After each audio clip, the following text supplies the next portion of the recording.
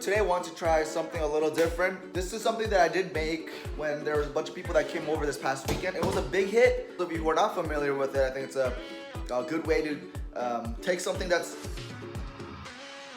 old and then make it fresh. You guys might be familiar with what these are. These are churros, Costco churros. So if your roommate buys a lot of them, too many of them, and there's a bunch left over after like a Friday night event or anything like that. Hypothetically, what do? We take it and then we can make something with it. And I want to show you guys a way to deal with the Costco churro. And the thing with the Costco churro is that maybe after an hour or so, it gets doughy and kind of dry and like people don't want to eat it. Let me tell you, this will change that. I call this the Churrito, and I mean, depending on where you're from, you can call it the Churrito, Churro Costco. What just teach you guys how this is done. So all you need is a Costco churro, sugar, and cinnamon. Cinnamon is optional. You can put cocoa powder, you can put whatever you want, but let me just show you how this is done. Okay, so I'm gonna show you two ways of cutting this. You can cut it bite size if you want to just bite size. Make them, quarter inch or half an inch thick. And you just cut them up like this. So the history of the churro is, this is how you can cut some of them up into these little pieces, kind of like a poker chip, right? A poker chip size.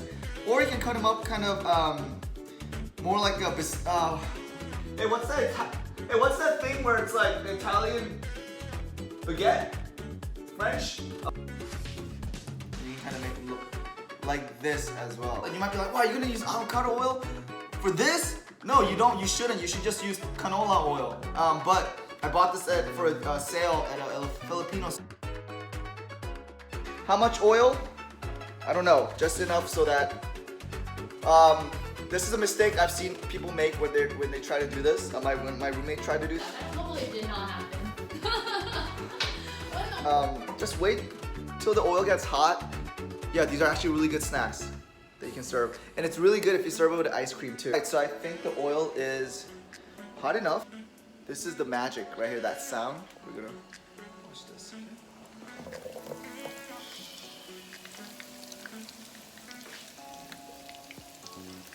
As you can see, now they're in the hot tub. There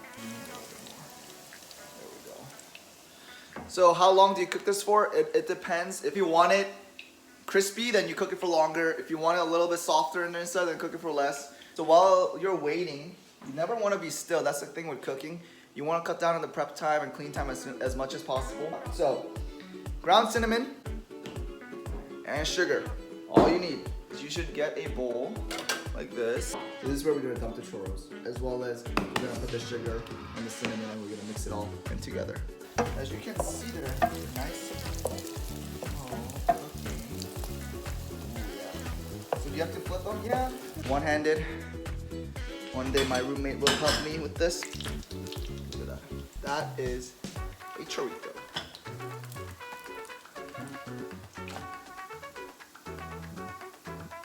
Now is the time to add the sugar and the cinnamon. How much cinnamon?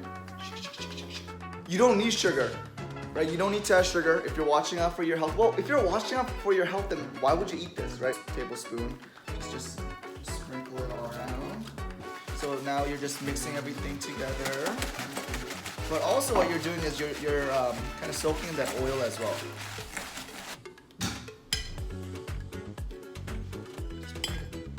I don't know, does it look nice? Does this look nice? I don't know. There you have it. This is not how it turned out the first time I cooked it. Or I cooked it many times. If you were at my home, you remember how they looked. They looked a little, okay, but.